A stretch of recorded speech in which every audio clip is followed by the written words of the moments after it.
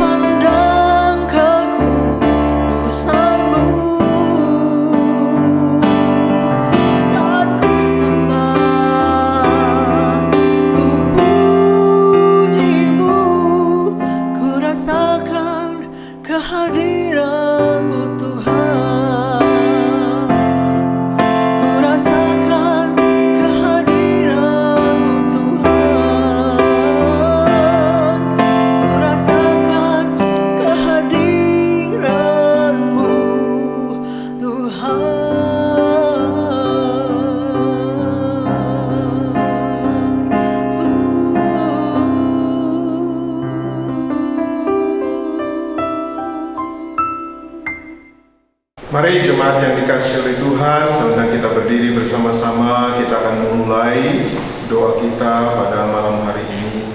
Mari kita berdoa.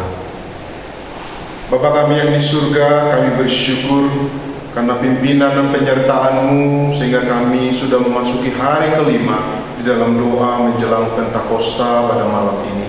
Terima kasih Tuhan untuk segala lawatan-Mu di sepanjang 4 hari yang lalu.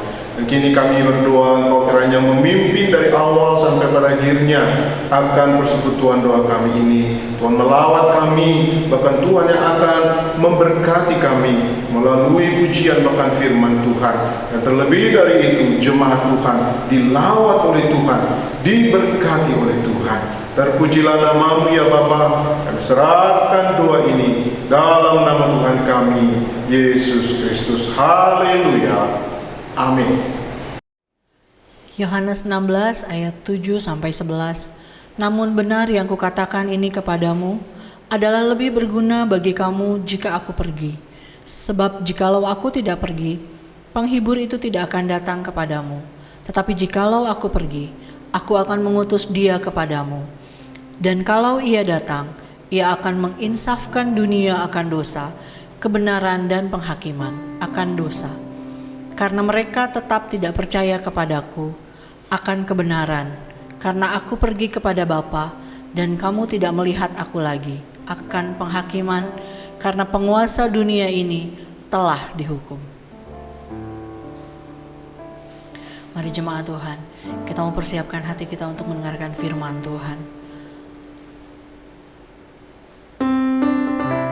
Kita mau nyatakan, ya Roh Kudus, kami haus kepadamu. Puaskan setiap kami Tuhan.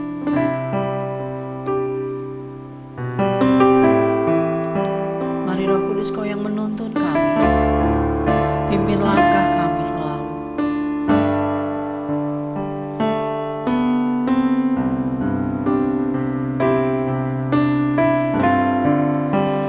Ya Roh Kudus, ku haus padamu.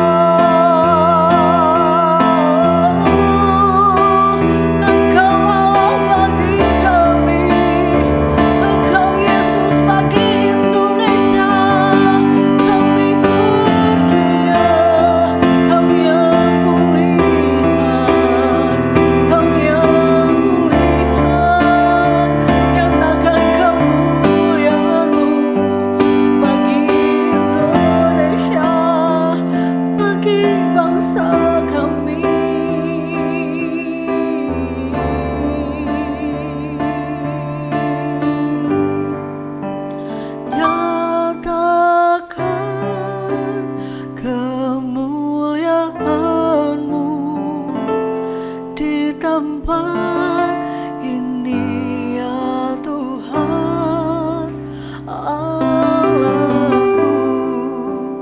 beriku belas kasihan-Mu.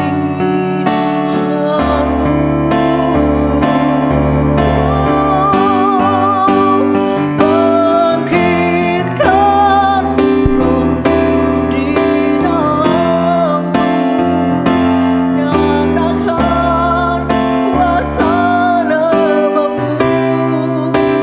Yesuslah Tuhan, Yesuslah Tuhan, Yesuslah Tuhan bagi semua bangsa.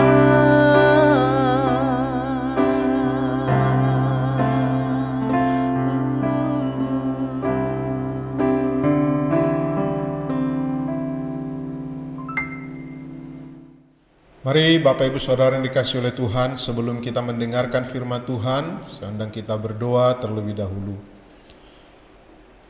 Bapa kami yang di surga, kami bersyukur pada kesempatan malam hari ini, Engkau masih memberikan kami kerinduan hati untuk mendengarkan firman-Mu. Buka hati kami ya Tuhan, Roh Kudus bekerja di dalam hati kami, sehingga setiap firman yang akan kami dengar, itu sungguh-sungguh bekerja dan mengubah kehidupan kami. Berkatilah kami Tuhan melalui firman-Mu, bahkan Engkau melawat kami dengan segala kebenaran-kebenaran-Mu. Di dalam nama Tuhan kami Yesus Kristus, kami menyerahkan doa ini. Haleluya. Amin. Bapak Ibu Saudara yang dikasihi oleh Tuhan, mari kita membuka firman Tuhan yang terambil dari Injil Yohanes pasalnya yang ke-16, ayatnya yang ke-7 sampai dengan ke-15. Demikian firman Tuhan. Namun benar yang kukatakan ini kepadamu adalah lebih berguna bagi kamu jika aku pergi. Sebab jikalau aku tidak pergi, penghibur itu tidak akan datang kepadamu. Tetapi jikalau aku pergi, aku akan mengutus dia kepadamu. Dan kalau ia datang, ia akan menginsafkan dunia akan dosa, kebenaran dan penghakiman. Akan dosa karena mereka tetap tidak percaya kepadaku, akan kebenaran karena aku pergi kepada Bapa dan kamu tidak melihat aku lagi, akan penghakiman karena penguasa dunia ini telah dihukum. Masih banyak hal yang harus kukatakan kepadamu, tetapi sekarang kamu belum dapat menanggungnya. Tetapi apabila ia datang, yaitu Roh kebenaran, ia akan memimpin kamu ke dalam seluruh kebenaran, sebab ia tidak akan berkata-kata dari dirinya sendiri, tetapi segala sesuatu yang didengarnya, itulah yang akan dikatakannya, dan ia akan memberitakan kepadamu hal-hal yang akan datang. Ia akan memuliakan aku, sebab ia akan memberitakan kepadamu apa yang diterimanya daripadaku. Segala sesuatu yang Bapa punya adalah aku punya, sebab itu aku berkata, ia akan memberitakan kepadamu apa yang diterimanya daripadaku. Berbahagialah kita yang membaca, merenungkan, serta yang menghidupi firman Tuhan dalam kehidupan kita setiap waktu. Bapak Ibu Saudara yang dikasihi oleh Tuhan, ada sikap orang-orang Kristen yang seringkali menganggap bahwa Roh Kudus itu bukanlah sesuatu yang penting. Sehingga seringkali Roh Kudus itu kurang kita libatkan di dalam kehidupan kita. Padahal Bapak Ibu Saudara, sesungguhnya peran Roh Kudus sangat sentral di dalam kehidupan orang percaya. Kenapa Bapak Ibu Saudara?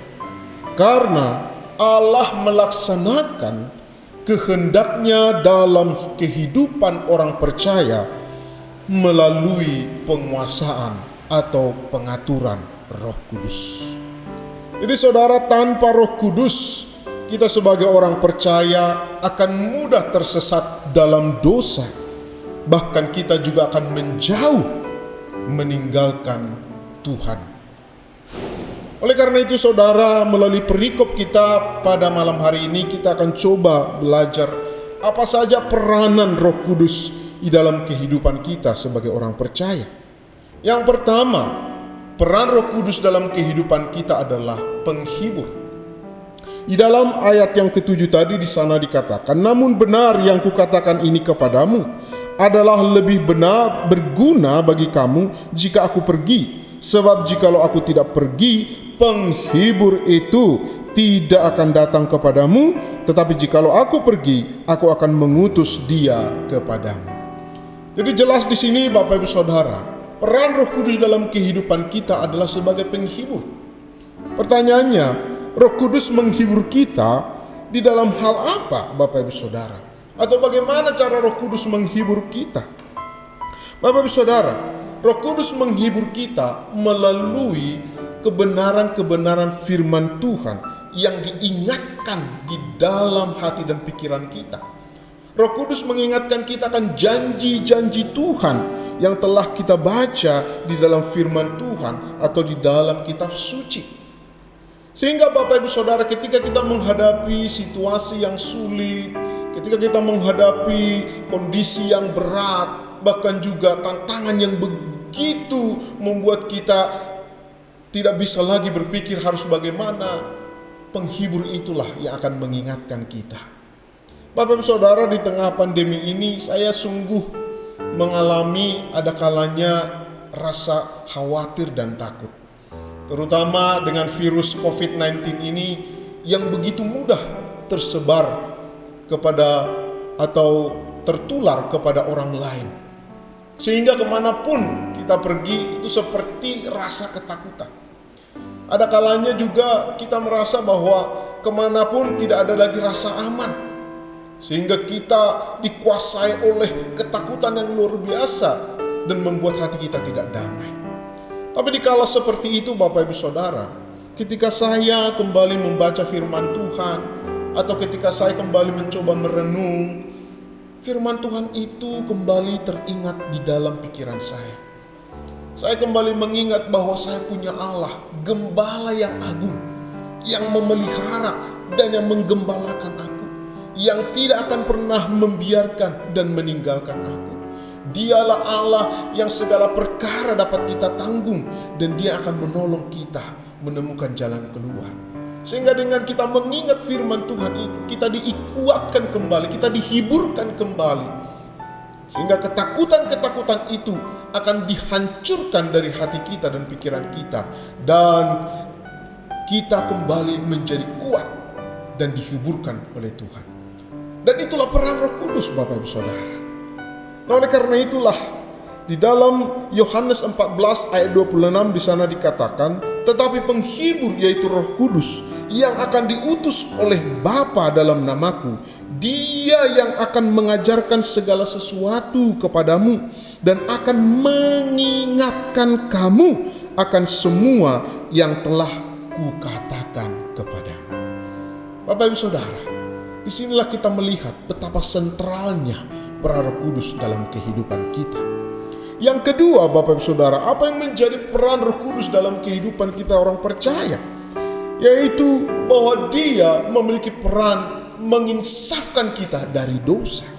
Di dalam ayatnya yang ke-8 sampai dengan ke-11 di sana firman Tuhan berkata, dan kalau Ia datang, Ia akan menginsafkan dunia akan dosa, kebenaran dan penghakiman. Akan dosa karena mereka tetap tidak percaya kepadaku, akan kebenaran karena aku pergi kepada Bapa dan kamu tidak melihat aku lagi, akan penghakiman karena penguasa dunia ini telah dihukum. Bapak Ibu Saudara, Roh Kudus itu memiliki peran untuk apa? Untuk menginsafkan kita akan dosa-dosa kita. Ketika Roh Kudus itu berdiam di dalam hati kita, memimpin kehidupan kita, maka Roh Kudus itu akan selalu mengingatkan kita ketika kita jatuh dalam dosa. Bahkan ketika kita jatuh dalam dosa, Dia akan menegur kita sehingga kita apa? Kita sadar bahwa apa yang sedang kita lakukan itu adalah salah. Bahkan Roh Kudus itu akan mengingatkan kita ada penghakiman Allah terhadap dosa-dosa yang kita lakukan. Oleh karena itu Bapak Ibu Saudara, saya teringat sebuah cerita. Ketika kita suatu waktu melihat ada sebuah barang yang bukan milik kita, tetapi kita tertarik kepada barang itu. Kemudian kita ingin mengambilnya, kita ingin mencurinya.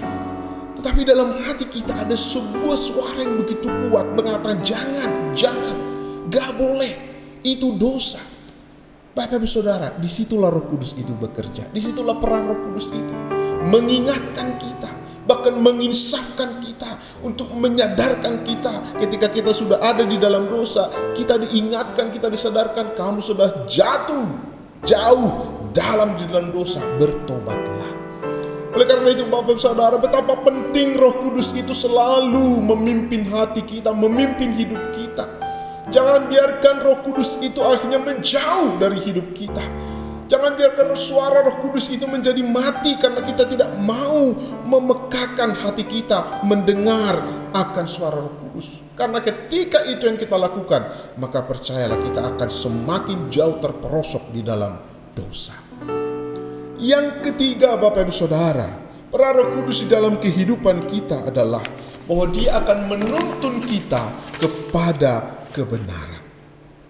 Dalam ayatnya yang ke-12 sampai ke-13 di sana dikatakan, masih banyak hal yang harus kukatakan kepadamu, tetapi sekarang kamu belum dapat menanggungnya. Tetapi apabila Ia datang, yaitu Roh kebenaran, Ia akan memimpin kamu ke dalam seluruh kebenaran, sebab Ia tidak akan berkata-kata dari dirinya sendiri, tetapi segala sesuatu yang didengarnya itulah yang akan dikatakannya, dan Ia akan memberikan kepadamu hal-hal yang akan datang. Bapak Ibu Saudara dikasih oleh Tuhan, peran Roh Kudus dalam kehidupan kita adalah Ia akan menuntun kita kepada kebenaran-kebenaran Tuhan. Bapak Ibu Saudara, ketika kita membaca firman Tuhan, seringkali kita tidak mengerti akan firman Tuhan itu. Kenapa saudara? Atau mungkin banyak orang berkata, aku tidak memahami firman Tuhan. Karena mungkin saudara, Roh Kudus tidak dibiarkan memimpin hati dan pikirannya untuk bisa memahami firman itu. Hanya dengan Roh Kuduslah kita bisa memahami firman Tuhan. Kita bisa memahami, kita bisa mengerti apa yang Tuhan maksudkan. Oleh karena itulah Roh Kudus ini akan menuntun kita mengerti akan kebenaran-kebenaran firman Tuhan. Tanpa Roh Kudus maka kita akan tersesat. Tanpa Roh Kudus kita akan kebingungan. Tanpa Roh Kudus kita tidak akan mendapat apa-apa. Sekalipun kita adalah orang yang cerdas, orang yang pintar menggali, orang yang pintar menafsirkan, tetapi kalau tidak ada Roh Kudus di dalamnya, maka firman itu tidak akan pernah berdampak apa-apa dalam kehidupan kita. Oleh karena itu Bapak Ibu Saudara, biarkan Roh Kudus itu senantiasa memimpin hidupmu. Biarkan Roh Kudus itu senantiasa menuntun engkau, sehingga kebenaran-kebenaran firman Tuhan itu akan terus menerus diungkapkan, disingkapkan kepadamu, sehingga engkau memahami apa yang menjadi kehendak dan maksud Tuhan dalam hidupmu. Nah, disinilah kita memahami Bapak Saudara, betapa pentingnya, betapa sentralnya peranan Roh Kudus itu dalam kehidupan kita. Oleh karena itu kita sebagai anak-anak Allah, apa respon kita? Itu mari kita peka terhadap suara Roh Kudus. Mari kita peka di dalam pimpinan Roh Kudus, sehingga kita akan dipimpin kepada kebenaran-kebenarannya. Kita akan dipimpin kepada pertobatan dari dosa-dosa kita. Kita akan dipimpin dan dikuatkan oleh Tuhan melalui firman Tuhan yang akan menghibur kita dan menguatkan kita di masa-masa sulit yang ada dalam kehidupan kita. Biarlah firman Tuhan ini menjadi kekuatan dalam hidup kita. Amin. Mari kita berdoa. Bapa kami yang di surga, kami bersyukur bahwa Engkau kembali mengingatkan kami betapa pentingnya Roh Kudus dalam kehidupan kami. Betapa sentralnya Roh Kudus di dalam kehidupan kami orang percaya. Oleh karena itu Tuhan, jangan biarkan kami menyepelekan Roh Kudus, atau jangan biarkan kami tidak menganggap Roh Kudus itu penting. Tapi biarlah Roh Kudus itu kami libatkan selalu dalam kehidupan kami. Ajar kami untuk selalu peka terhadap suara Roh Kudus. Ajar kami untuk selalu terbuka kepada Roh Kudus.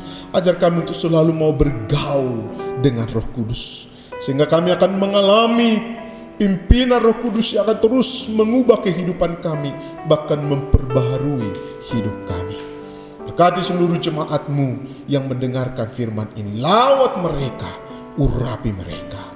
Di dalam nama Tuhan kami Yesus Kristus kami berdoa. Haleluya. Amin. Baik Bapak Ibu Saudara yang dikasihi oleh Tuhan, sebelum kita masuk dalam doa-doa syafaat kita, mari kita mengangkat satu pujian.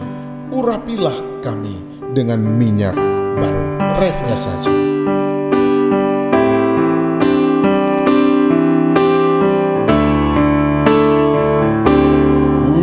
Urapilah kami dengan minyak baru, penuhilah kami dengan hadirat-Mu.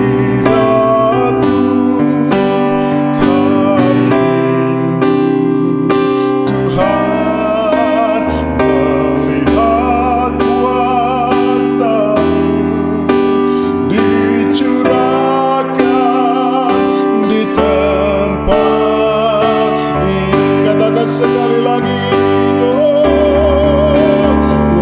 urapilah kami dengan minyak baru, penuhilah kami dengan hadirat-Mu. Kami rindu Tuhan melihat kuasa-Mu dicurahkan di tempat ini, dicurahkan di negeri kami, dicurahkan di tempat ini.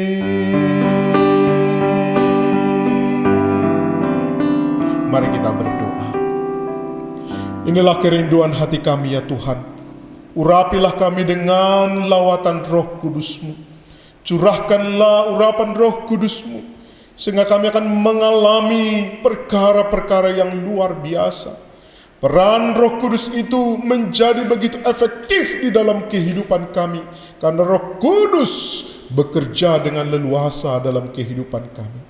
Oleh karena itu pimpin kami ya Tuhan, sehingga kami senantiasa ada di dalam pimpinan bahkan juga tuntunan Roh Kudus-Mu. Terlebih Tuhan, kami juga mau berdoa untuk seluruh jemaat Tuhan. Biarlah Engkau Roh Kudus senantiasa memimpin dan menuntun mereka di tengah-tengah masa-masa sulit yang ada saat ini.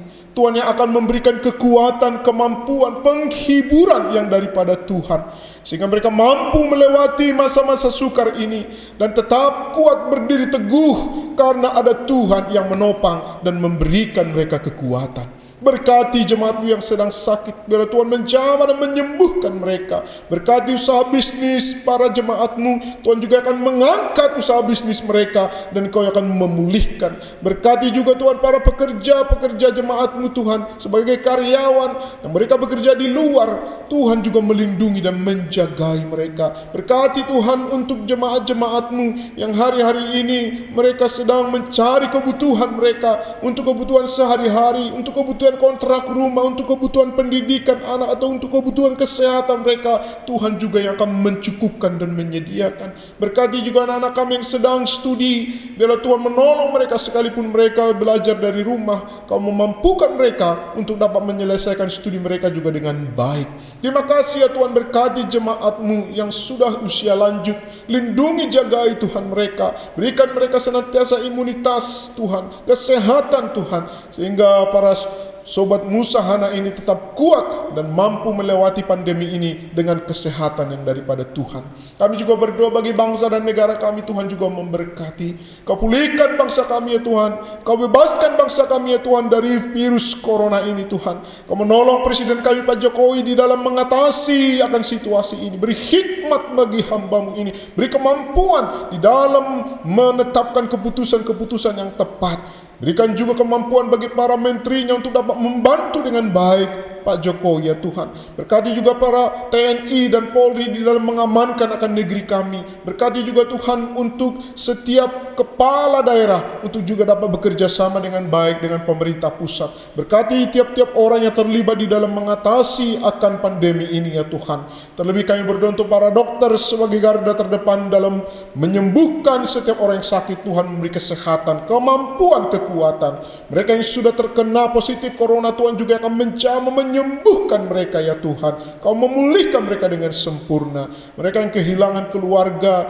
karena meninggal Tuhan akibat daripada virus ini, Tuhan menghiburkan dan memberikan mereka kekuatan. Terima kasih ya Tuhan. Kami sungguh percaya Engkau sudah mendengar doa kami. Dan kami percaya Tuhan akan menjawab dengan cara-Mu yang ajaib. Dan kami percaya juga Tuhan yang akan menyatakan perkara-perkara yang luar biasa di dalam kehidupan kami, bahkan kehidupan bangsa kami. Terpujilah nama-Mu. Di dalam nama Tuhan kami Yesus Kristus kami berdoa. Haleluya. Amin. Mari Bapak Ibu Saudara sedang kita berdiri bersama-sama. Kita akan mengakhiri akan persekutuan doa kita pada malam hari ini. Bapak Ibu Saudara yang dikasihi oleh Tuhan, arahkanlah hati dan pikiranmu kepada Tuhan. Jadilah pribadi-pribadi yang terus peka terhadap Roh Kudus dan dalam pimpinan Roh Kudus. Sehingga kau akan mengalami peranannya yang begitu aktif di dalam kehidupanmu. Dan terimalah berkat Tuhan. Tuhan memberkati dan melindungi engkau. Tuhan menyinari engkau dengan wajah-Nya dan memberi engkau kasih karunia. Tuhan menghadapkan wajah-Nya kepadamu dan memberi engkau damai sejahtera mulai dari saat ini sampai selama-lamanya. Haleluya. Amin.